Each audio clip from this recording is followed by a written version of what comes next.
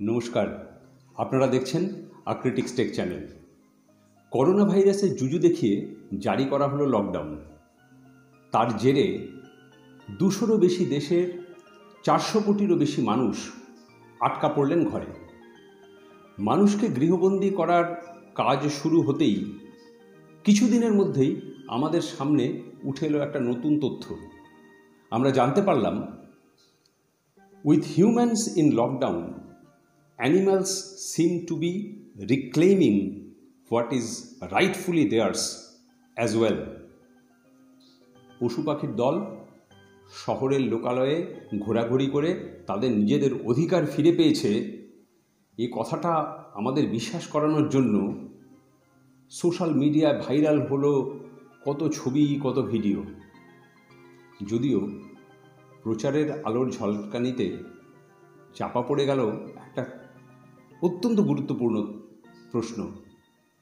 তাহলে কি পশু পাখিদের পক্ষে তাদের নিজেদের বাসস্থান অর্থাৎ জল, জঙ্গল এগুলো আর তত নিরাপদ নয়? তারা কি যথেষ্ট খাবার পায় না তাদের বাসস্থানের কাছাকাছিতে? তাই তাদের একটু লোকালয়ে নিরালা হতেই সেখানে এসে হাজির হতে হয়? এসব প্রশ্নের উত্তর নিয়ে কখনো আমরা নিশ্চয়ই আলোচনা করব, তবে আজ প্রসঙ্গ আমাদের অন্য। দেখুন, শুরুতে এই ভাইরাল হওয়া ছবি, ভিডিও এগুলো বেশ একটা ছেলে ভোলানো ছড়া বলে মজা পেতাম। কিন্তু যখন জানতে পারলাম একথা বলা হচ্ছে যে the social distancing has proved to be a boon for the mother earth as she can rejuvenate and recover her energies, তখন আর চুপ করে থাকা সঠিক বলে মনে করলাম না। আচ্ছা বলুন তো, মানুষে মানুষে দূরত্ব তৈরি হলেই পৃথিবী তার হারানো যৌবন ফিরে পাবে? মানুষে মানুষে দূরত্ব তৈরি হলেই পৃথিবী তার হারানো শক্তি ফিরে পাবে? একথা আমাকে আপনাকে বিশ্বাস করতে হবে? মারাত্মকভাবে একথা আমাদের বিশ্বাস করানোর জন্য বলা হচ্ছে, এটা নাকি ইতিমধ্যে প্রমাণিত সত্য। দেখুন, ধনী সম্প্রদায়ের ভাড়াটে কলমচিরা যখন প্রচারে নেমে পড়েছেন এ কথাটা বোঝাতে যে লকডাউনের ফলে পৃথিবীর বায়ুমণ্ডলে দূষণের মাত্রা কমে গেছে, পৃথিবীর জলবায়ুর উন্নতি হতে চলেছে, তখন সেই মিথ্যার জালের ফাঁক থেকে সত্য খুঁজে বার করা একটা মহান কর্তব্য বলে আমি মনে করি। তাই আমাদের আজকের আলোচনার বিষয় লকডাউন এবং পৃথিবীর জলবায়ু।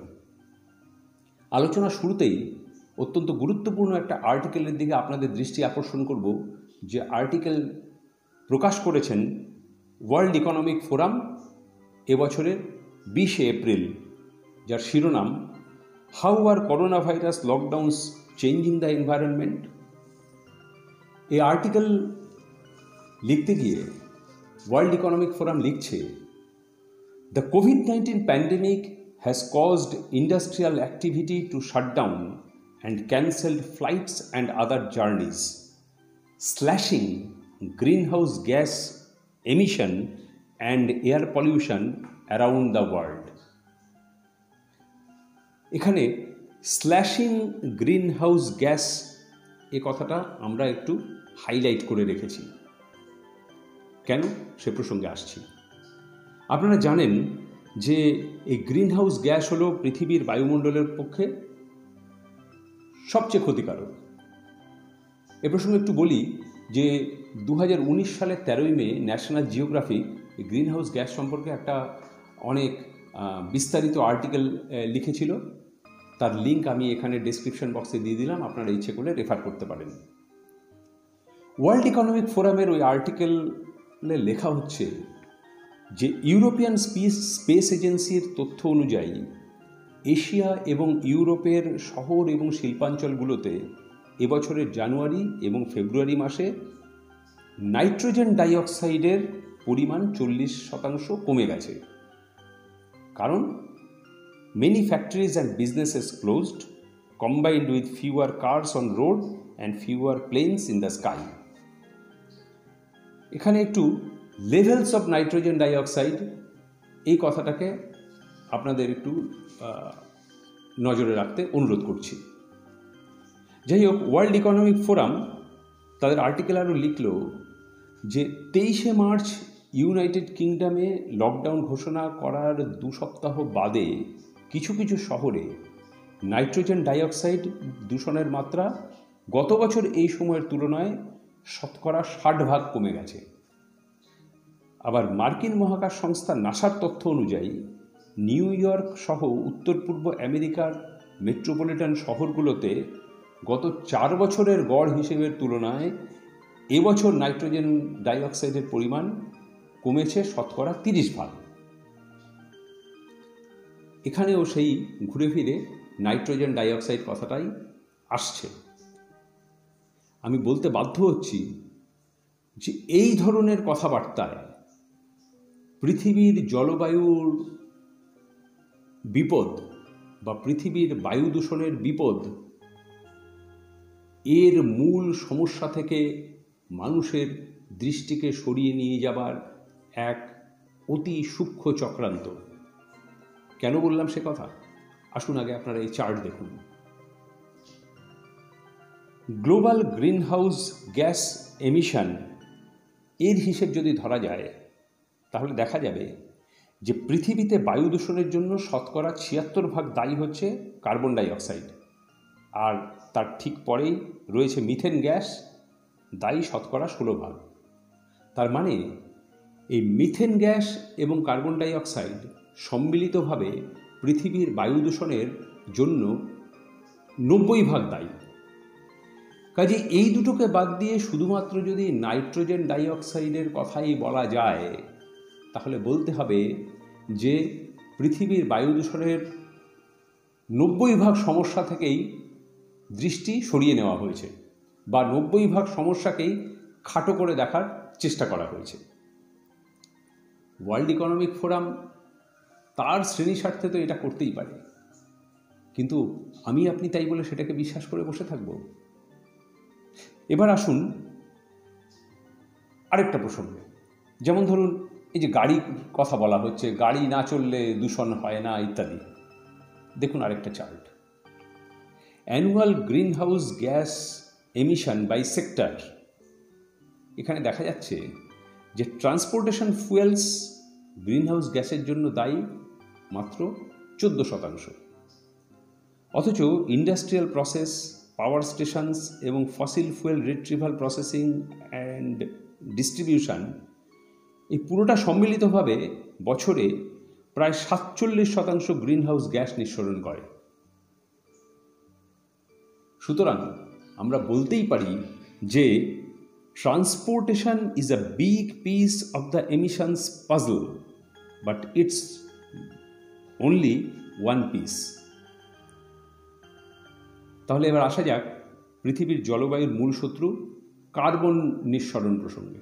আপনারা জানেন এই কার্বন নিঃসরণ নিয়ে 1992 সালের কিয়োটো প্রোটোকল থেকে 2015 সালের প্যারিস জলবায়ু চুক্তি পর্যন্ত সারা পৃথিবী জুড়ে একটাই চর্চা চলছে যে বাতাসে কী করে কার্বন নিঃসরণের পরিমাণ কমানো যায়।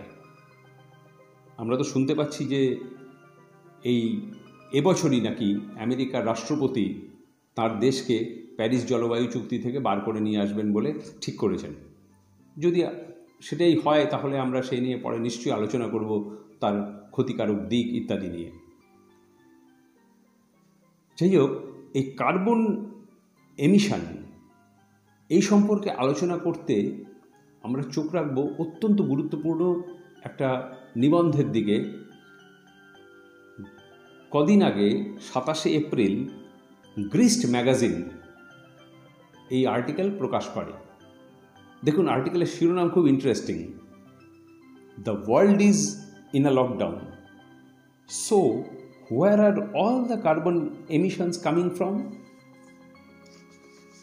গ্রিস্ট ম্যাগাজিন এই আর্টিকেলে লিখছে যে carbon dioxide is invisible and power plants and oil refineries are still pumping it into the atmosphere.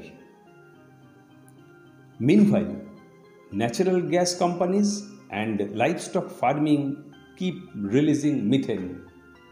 গ্রিস্টের article থেকে পরিষ্কার বোঝা যাচ্ছে যে কার্বন ডাইঅক্সাইড এবং মিথেন, যেটা বায়ু দূষণের পক্ষে 90% দায়ী, সেটা সেরকম অবস্থাতেই রয়েছে, অর্থাৎ তারা দূষণ ঘটিয়েই চলেছে, এমনকি এই লকডাউনের সময়ও। গ্রিস্টের ওই আর্টিকেল আরও জানাচ্ছে যে পৃথিবীর অধিকাংশ মানুষ বাড়িতে থেকে কাজ করলেও তারা কিন্তু ইলেকট্রিসিটি ব্যবহার করছেন, ইন্টারনেট ব্যবহার করছেন। ওরা লিখছেন, there's a shift from offices to homes, but the power hasn't been turned off, and that power is still being generated largely by fossil fuels. এমনকি ইউনাইটেড স্টেটসেও 60% of electricity generation still comes from coal, oil and natural gas. তাছাড়াও কিছু কিছু শিল্পভিত্তিক কাজকর্ম, যেমন ধরুন still production বা aluminium smelting, এগুলোতেও প্রচুর পরিমাণে ফসিল ফুয়েল লাগে। গ্রিস্টের আর্টিকেল বলছে, so far that type of production has mostly continued despite the pandemic. এই কোভিড অতিমারির মাঝেও কার্বন এমিশন যেমন ছিল তেমনই আছে, কারণ কার্বন এমিশনের জন্য যে সমস্ত জিনিসগুলো দায়ী তারা তাদের কাজকর্ম চালিয়ে যাচ্ছে। তাই গ্রিস্টের ম্যাগাজিন লিখছে যে even with the global economy near standstill, the world is still on track to release 95% of the carbon dioxide emitted in a typical year. অর্থাৎ অন্যান্য বছরে যা হয় তার অন্তত 95% কার্বন এমিশন ঘটে চলেছে এই লকডাউনের সময়ও। আরও মজার বিষয় হলো যে লকডাউনের ফলে কিন্তু বরং পৃথিবীর তাপমাত্রার উপর একটা উল্টো প্রভাব পড়বে, কারণ পরিবেশ দূষিত করে মূলত যে সুট এবং সালফেট পার্টিকেল, তারা আবার সূর্যের রশ্মির হাত থেকে কিছুটা হলেও আমাদেরকে নিস্তার দেয়। বিখ্যাত পরিবেশ বিজ্ঞানী বীরভদ্রন রামানাথনের ভাষায় মাস্কিং এফেক্ট। এখন লকডাউনে যারা পরিষ্কার আকাশ দেখে আনন্দ পাচ্ছেন তারা একটু জেনে রাখুন, with that shield of pollution গান we could see an increase in warming.